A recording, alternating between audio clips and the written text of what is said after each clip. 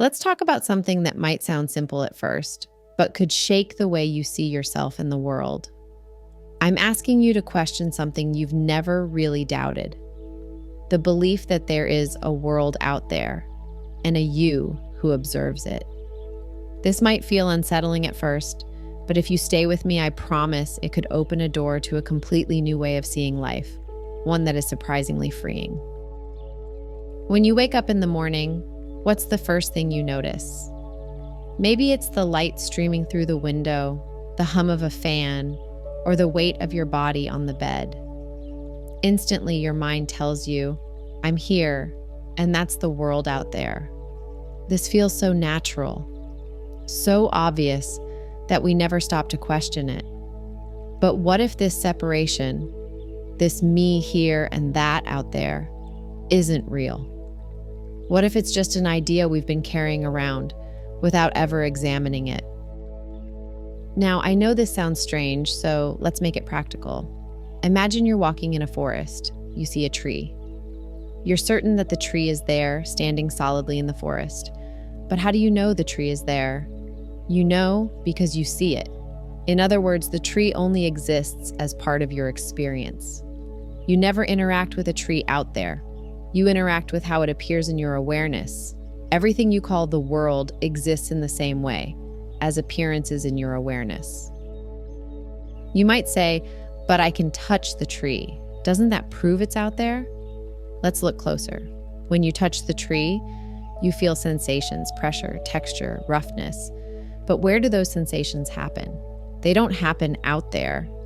They happen in awareness. Even the solidity you feel is a sensation arising in you, not out there. Without that sensation, you wouldn't know the tree is solid at all. Ponder this for a moment. This is the key.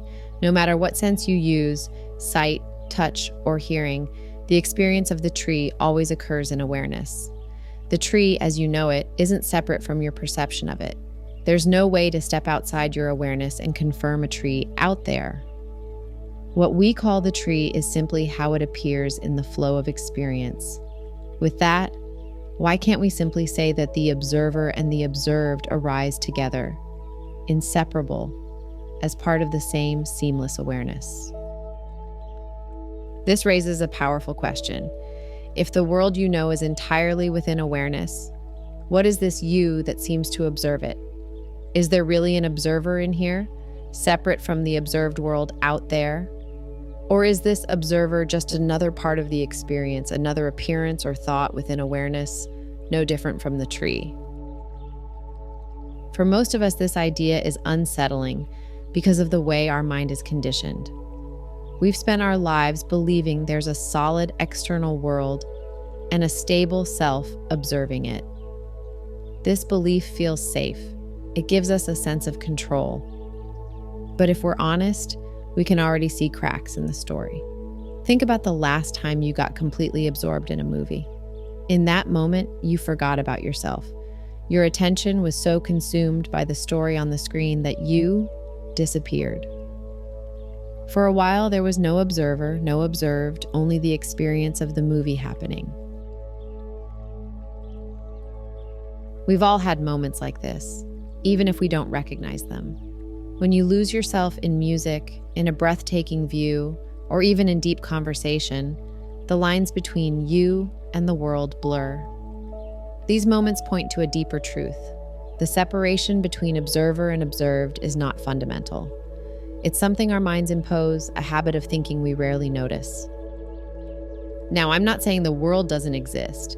I'm saying the way we experience it as a world out there, separate from a me in here, is an assumption we've never truly questioned. What if this assumption is incomplete? What if the world as we know it doesn't exist independently, and neither do you?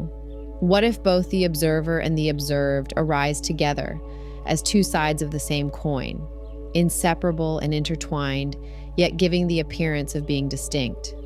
This isn't about denying the existence of the world, but about realizing that our experience of it is always part of the same seamless process of awareness. Let's come back to the forest. When you see the tree, you might think, I'm here, the tree is over there. but what's actually happening. There's an appearance of a tree, and there's the awareness of that appearance. The tree and your awareness of the tree are inseparable. You can't have one without the other. The tree exists in your experience, and your experience exists because of the tree. They arise together. But here's the twist. The you who sees the tree is also part of this arising. The sense of being a me who sees is not separate from the act of seeing. It's just another part of the experience. The observer and the observed are one seamless event.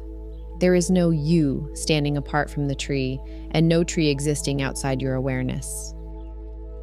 This may sound abstract, but let's bring it closer to home. Think about your thoughts. When a thought arises, do you create it? Are you standing apart from it, observing it as an independent self? Or does the thought simply arise along with the sense that I'm thinking? If you look closely, you'll see that the thought and the sense of being a thinker arise together. They're not two separate things. The same is true for every experience. The observer and the observed arise as a single movement, a single flow. So, what does this mean for us, practically? It means that much of the stress and fear we carry comes from believing in this separation. We think we're a small, fragile observer trying to navigate a big, unpredictable world. But if there's no real separation, if the observer and the observed are one, then the world isn't happening to you. It's happening as you. The tree, the thought, the sound of the wind, the sense of I, it's all one seamless expression. This shift in perspective is what many traditions call enlightenment. It's not a mystical state or a distant goal. It's a simple recognition that the separation you've always believed in was never real. When this recognition happens, the sense of a heavy, isolated self dissolves. Life becomes lighter, freer, and more immediate. You're no longer struggling to control a world outside yourself because you see there was never an outside to begin with. This is not something to achieve or strive for. It's something to notice. Right now, as you listen to my voice, there's hearing happening. There's awareness of this moment. Can you find the boundary between the you hearing and the sound being heard? Or is it all one seamless experience? This recognition doesn't mean life becomes perfect or that challenges disappear. It means you stop clinging to the idea of being a separate observer who has to fight against the world. Instead, you rest in the flow of experience, knowing that you and the world are not two. Enlightenment is not about escaping life. It's about seeing life clearly, without the filters of me and that. It's about realizing that the observer and the observed were never separate. They've always been one.